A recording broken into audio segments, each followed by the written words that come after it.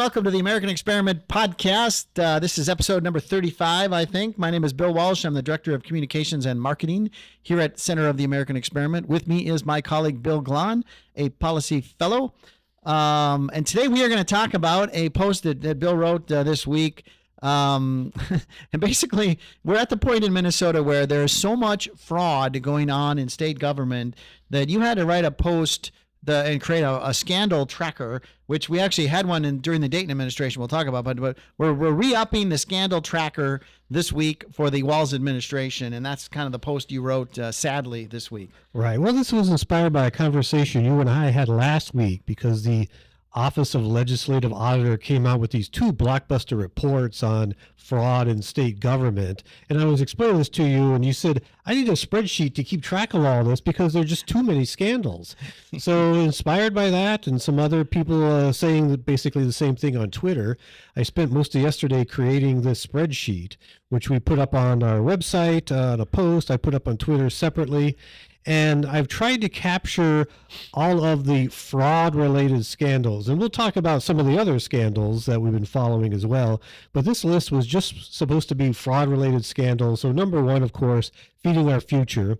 And so I used on the spreadsheet, which we'll show you on the screen, I used the estimate that the U.S. attorney put out almost 2 years ago. He had a press conference where he announced the first 47 indictments in the case, and he gave a number of $250 million. And even though he has indicted another 24 individuals in the case, he's never gotten around to updating the number. I personally sat down with a different spreadsheet and calculated what I think the final number is going to be, and it's something like twice that, between 450 and 500 million.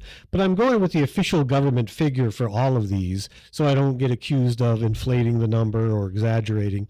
250 million is the number put out by the U.S. attorney, again, almost 2 years ago.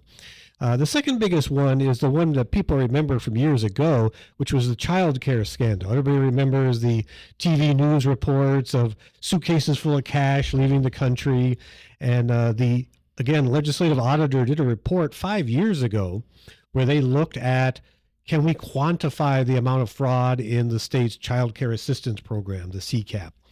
And they couldn't verify the number, but they had a lot of discussion in the report about a whistleblower, a former employee of the Department of Human Services, who his estimate was $100 million. And a lot of his colleagues backed him up on that number, although to be fair, the legislative auditor couldn't get the numbers to back up the number. Yeah, and to be even more fair, they could never really verify the suitcase to the airport as this kind of a thing of TV news, maybe lore. But there's a theme there, at least with these first two, and that is government programs that serve people and nonprofits or entities that actually do the service and get reimbursed on a kind of per patient or per client basis, and the fraud kind of comes in with fake people, right? Right. I mean, I remember like with the child care centers, they were saying they were having this many clients, but in fact they weren't. There wasn't that many kids in those child care centers. And that's the theme of this whole list. These are fee-for-service or programs that pay out to individuals or on behalf of individuals. And so that's the theme of this list. And so everyone falls into that category one way or another. So the child care, obviously, people were being reimbursed. Nonprofits were being reimbursed for feeding fake children, as it turned out. And then the child care is the same thing. There might have been real children, but they were being billed for days they didn't show up to school, or perhaps they enrolled, never sent their kids, or never enrolled and were being billed for. And the third one was, again, a report that the legislative auditor came out with last week. And it has to do with a program called the Frontline Workers Bonus Pay. So people who, nurses, doctors, that sort of thing, who were involved in caring for patients during COVID, were on the front line of fighting COVID, were in line for a share of a $500 million program that was funded, your tax dollars, but funded through the state legislature. It was supposed to, the first number I heard was like $1,000 each, and then it went down to $700 each. In the end, it was $487. And that was, they had a fixed pot, 500 million, and they had to be divided over however many people showed up asking for the money. And it turns out so many people showed up to ask for the money. One thing they did was at some point they just cut off applications. Well, we're already oversubscribed. We're not going to take any more applications. The legislative auditor looked at the program, and again, they didn't try to verify every single dollar that went out. What they did was they took samples, representative samples, batches of applications, and tried to see what they could verify, what they could not verify. And so what they concluded based on their sampling was that they felt pretty confident, close to 60%, which translate in this case to about $300 million they felt went to eligible recipients. That leaves about a little over 200 million unaccounted for. And so it got reported in the media that $200 million went to people who weren't eligible. Well, we don't know that. It may well be true, but they weren't able to verify that, but they weren't able to verify it was fraudulent either.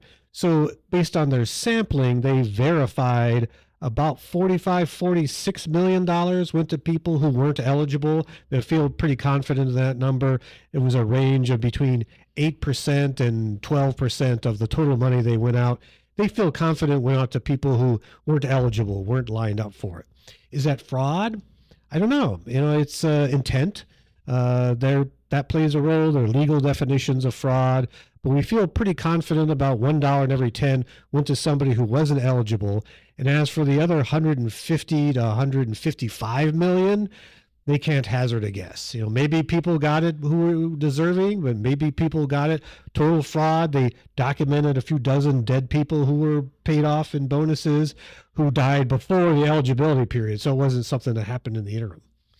Well, you brought up you used language, and you just used it because you were just describing the program, but you said they have a $500 million pot and divided by those who asked for it. And this is really the fundamental problem in Minnesota government right now. Those who ask for it should not be the criteria for giving out the money. There should be eligibility that is checked and verified a couple different ways before we hand out the money. But there's this kind of attitudinal thing in culture in state government. We can talk about it later maybe too, but just the state auditor brought it up, that she said the people in charge of these programs, by culture, by the nature of the work that they do. She was specifically talking about people at education, Minnesota Department of Education, handing out money for Feeding Our Future. Their culture is to work with applicants to help them serve people. And so that's the way they think. And there's nobody in the building, at least in these programs, that thinks, well, are they eligible? Should we protect the taxpayer dollar? Should we be careful? Are there bad actors? So it's kind of an attitudinal thing and a culture thing, I believe, needs to be changed. And you don't have to change the culture to the point where we don't have people that try to help people get services, because that's the nature of government, and we need those people. But you've just got to have a lot more people, or some people, looking out for the money, right? Right. And that's what the auditor, we should name her Judy Randall. Mm. She's doing great work. And when asked, like, well, why do you think all of this is happening? So she did the Feeding Our Future report. She did the Frontline Worker report last week. And she thought that the unifying theme was these two agencies, which one is the Department of Labor and Industry. That was the worker program. And the Department of Education is the one who oversees the free food for children programs, that they don't have a regulatory or oversight mindset. Yes, they think they're in the business of handing out money, and they're biased toward handing out more money, and they don't have that cynicism, I'll use that word that I have, or skepticism, if you want to be a little nicer, about the people who are applying. And I've said that almost all of state governments on a honor system, that if you ask for the money, we presume you're entitled to it, because, why would you ask for it if you weren't entitled to it? Well, there's a lot of people out in the world who don't mean good and aren't well-meaning.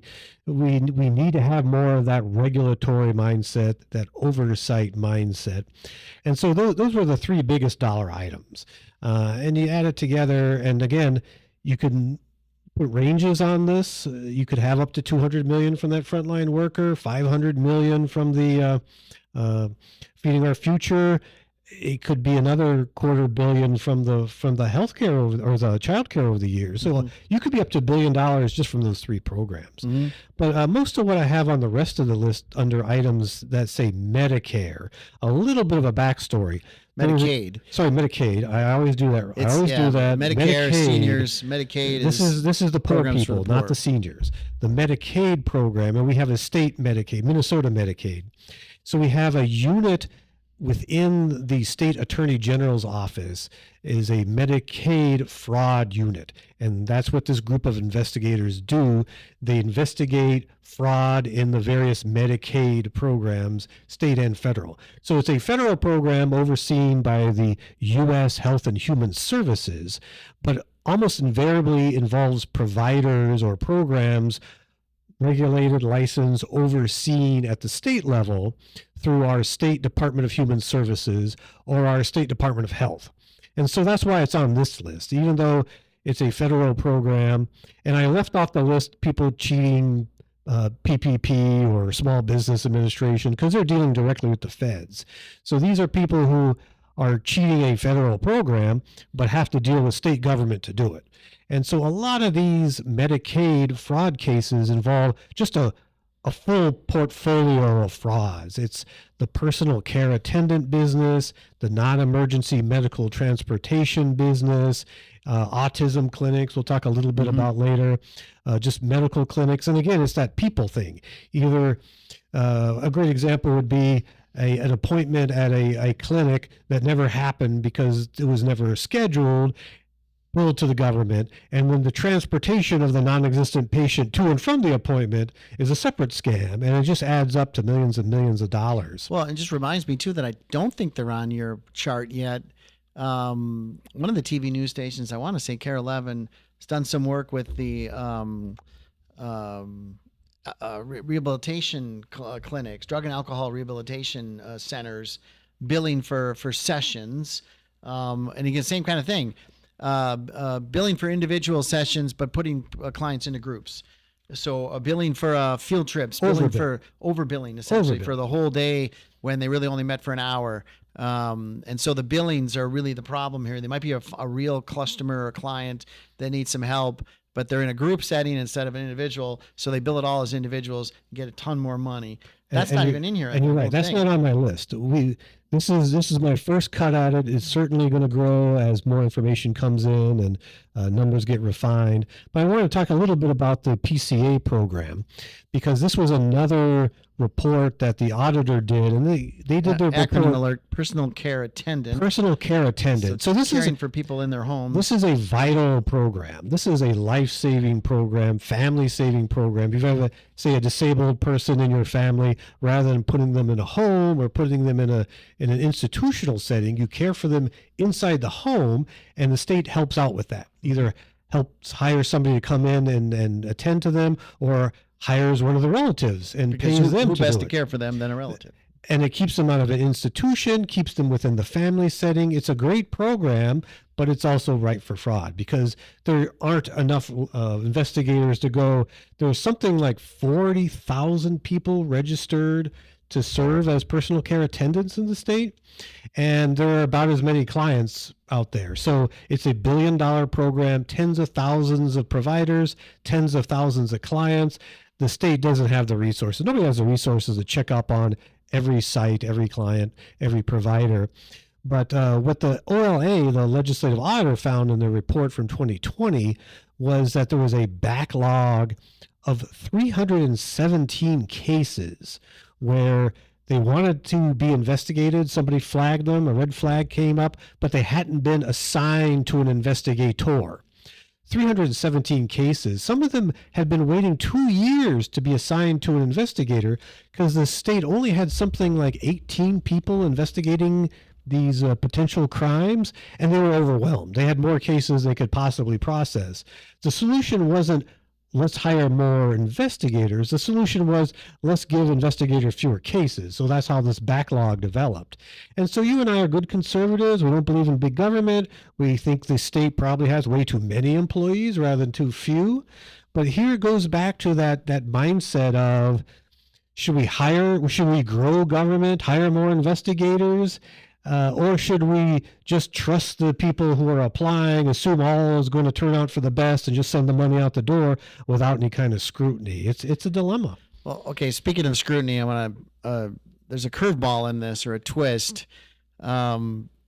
Sadly, I don't know if you did the work or the auditor or somebody pointed out that many of these vendors, many of these fraudulent vendors, caught, convicted, busted in one area of what we've been talking about, still have contracts with the state in other areas. And there's nobody doing the cross check, or not enough cross checks being done to connect the dots. That's true. Right. No, and Dina Winter of the Minnesota Reformer, she did this work, and then Kelly Smith at Star Tribune, they both looked into this, where they found something like half.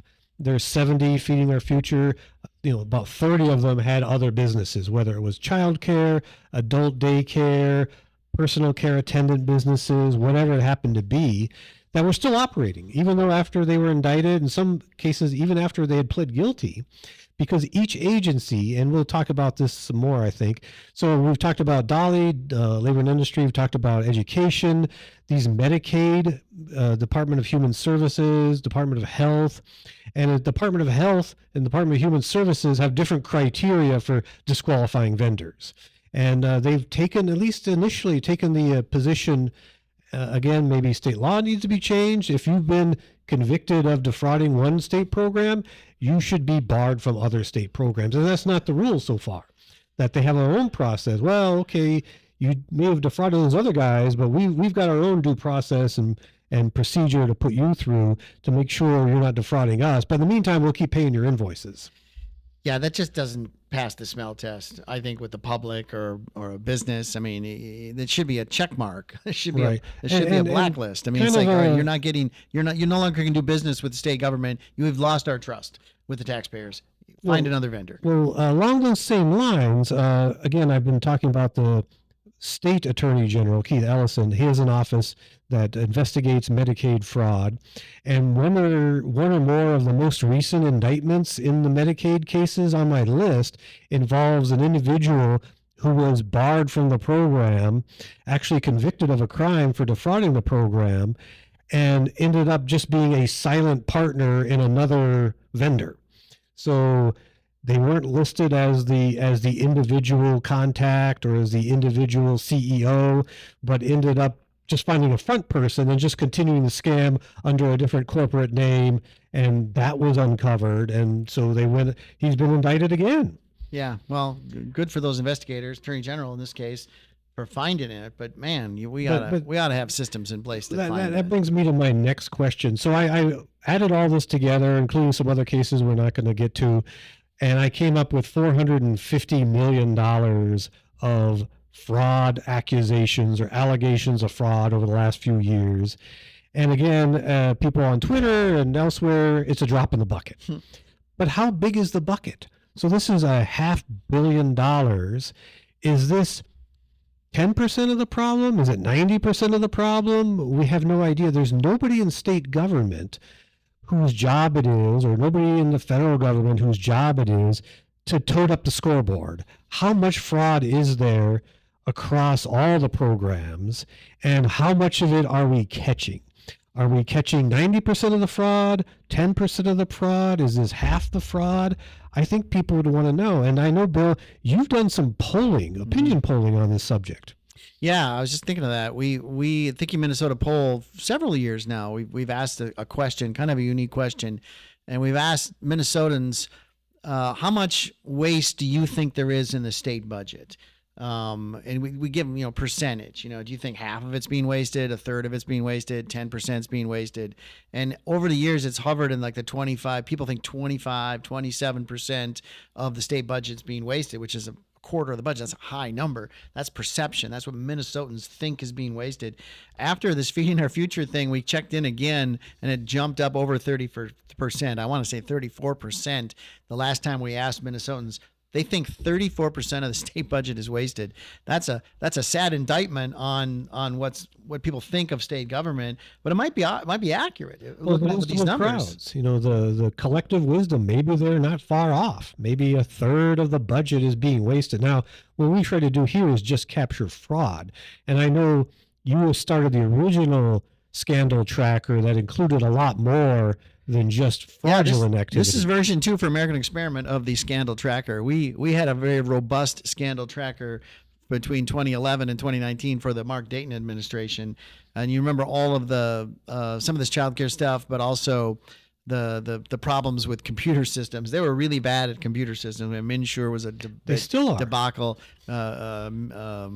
MNLARS, the transportation area, so we've got a whole tracker going back the Dayton years, and then now the new one we've added for the Walsh years we have to start tracking as well. Right. So we have the fraud stuff that I've started on my little spreadsheet here, and we're going to augment that either on this spreadsheet or another spreadsheet.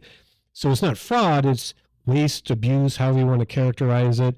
And I know you had this before, the light rail. The light rail to Eden Prairie still isn't done. It's still racking up cost overruns. So again, it was supposed to have been under $1 billion. Now it's over $2 billion, $3 billion. I don't even know what the number is now.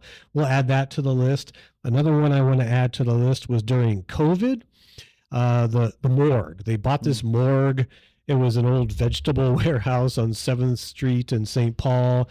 The state bought it to house all those dead bodies that never showed up. And then the state ended up selling at a loss. So we lost on that transaction coming and going. And during COVID, there was lots of other stuff. There was testing scandals. Tim Walls's morgue won the Golden Turkey Award, I believe, in 2021. I could be wrong on that, but it was a winner of the. Certainly was nominated. It was a winner of the Golden Turkey. Won in past year. Exactly. Feeding Our Future is a winner of the Golden Turkey Award for silly spending, which you'll see out of American Experiment in October or November. But speaking of Tim Walls, so they finally caught up to him. I don't know where he was last week. He was nowhere to be found last week to comment on any of these scandals, the frontline workers pay or the Feeding Our Future. But apparently he showed up at an event on Monday unrelated to any of this stuff. And the reporters asked him some questions about it. And he was, well, we can always do better. Well, it'd be nice if he ever did better. But he said we can always do better. And the other thing he said was, in response to a question that we've had and state legislators have had and a lot of the public has had, was anybody disciplined as a result of this? Any state employee? Or fired? Fired. Oh, forget fired. Fired? And his answer was, of course not, because there was no malfeasance. So nobody in state government has been indicted or charged with any crime. Of course, we can't investigate them because nobody has yet been charged with any crime. So, but because nobody had been charged with a crime, we assume their intent was benign, even if the result was not. So, nonfeasance is okay, misfeasance is okay, so they can not do their jobs and suffer no consequence, or do their jobs badly and suffer no consequence. But as long as their intent wasn't ill, then only then can we start doing anything about the $500 million of fraud in his administration. Yeah, and we don't have time in this podcast to go through public employee union contributions to his campaign and to the campaign of his party. And maybe that's a part of this. Maybe no state employees can do wrong because of all of the connections and political power and contributions and how everybody gets to office. Let's look back a little bit, or let's look. So solutions. Well, let's do autism first. Because that's on the horizon now. Right. The new FBI's investigation is autism. What do we think we're going to get there? Well, again, we could get another scandal along these lines. It's interesting. If you dig in deep enough, there's 3 degrees of separation with everything. And so as it happens, a couple of the largest alleged free food distribution sites in Minnesota were autism clinics. It seems like an odd choice for a place to do large-scale food distributions, because you don't think of food being part of the care of or medical interventions for autistic children. But there was one up in I want to say it was Columbia Heights, where it was in the strip mall, a little nondescript, unmarked storefront, was supposed to be feeding 5,000 kids a day. And there were a couple others around the metro area that were normally 8 to 5 autism clinics that had second lives as food distribution sites. So there might be some connection between these scandals.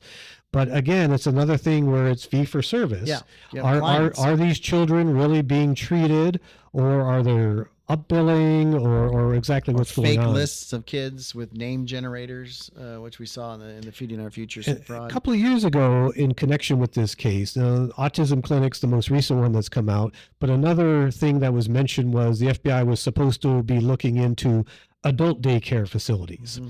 And again, you see a lot of that same thing where it's there's daycare, but they're supposed to do programming to help seniors or disabled adults. The programming wasn't occurred, but they were billing for programming.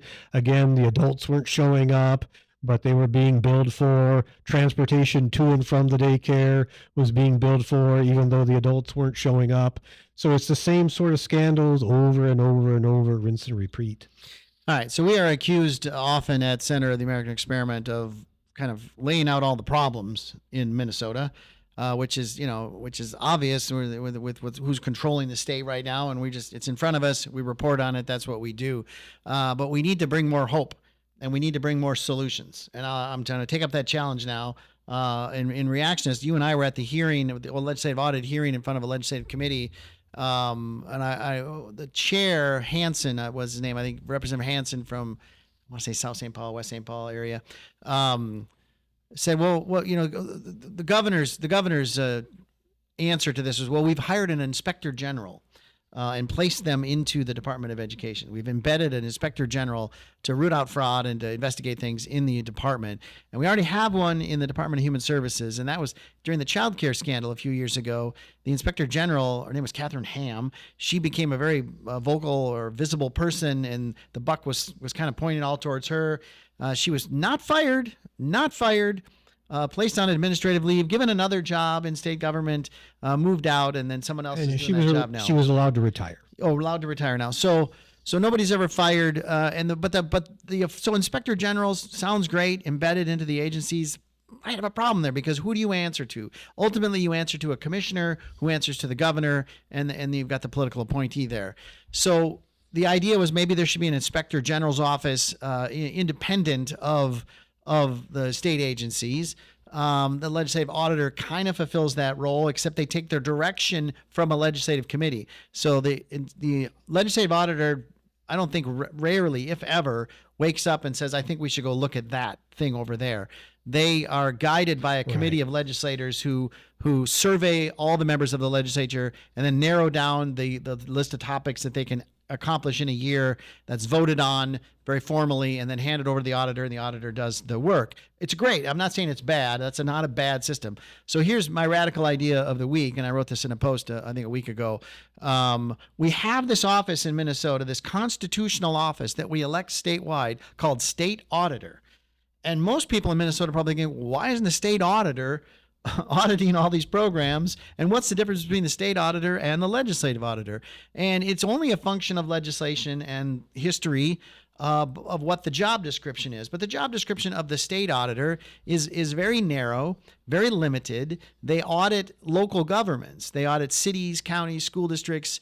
And now they only audit local governments that ask to be audited by them, because the legislature has allowed cities to hire their own auditors and get their own independent auditor of their books every year, submit them to the state auditor for review. Certainly the state auditor has review of all those, but their workload, their office, very small, very narrow. There's nothing preventing the legislature, and this is my proposal, to expanding the duties of the constitutionally elected state auditor to include their own agenda of going after waste, fraud, and abuse in state government.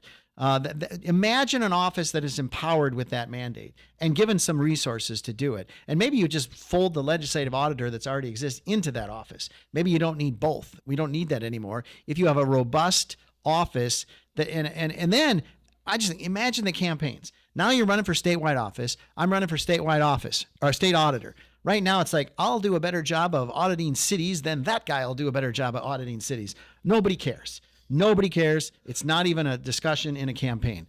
It could be an awesome campaign. It could be, I will root out more waste, fraud, and abuse in state government than that guy. And that could be the debate, and we will actually pick somebody that we think has the guts, the strength, the background, the ability, the management skills, the auditing experience. Maybe they were a legislator, chaired a committee, and really went after state government fraud and abuse. Maybe they're from the private side, and they're going to do it. What a great conversation we could have as a state, picking our lead auditor to root out waste, fraud, and abuse with an independent lens. They don't answer to the governor. They could be in the same party. They could not be in the same party. But ultimately, they don't answer to them. They're not in the chain of command. They don't answer to the legislature. They don't answer to anybody but the people. And I think that could be an amazing thing to help. There's my hope of the day. A state auditor empowered to actually root out waste, fraud, and abuse in state government. We just need legislative changes to do that. We don't need it's nothing in the Constitution that prevents it. The duties are assigned by the legislature. They could do that. So that's my pitch. I like it. The state auditor is misnamed because the state auditor only audits local government, doesn't audit the state, but that's a choice.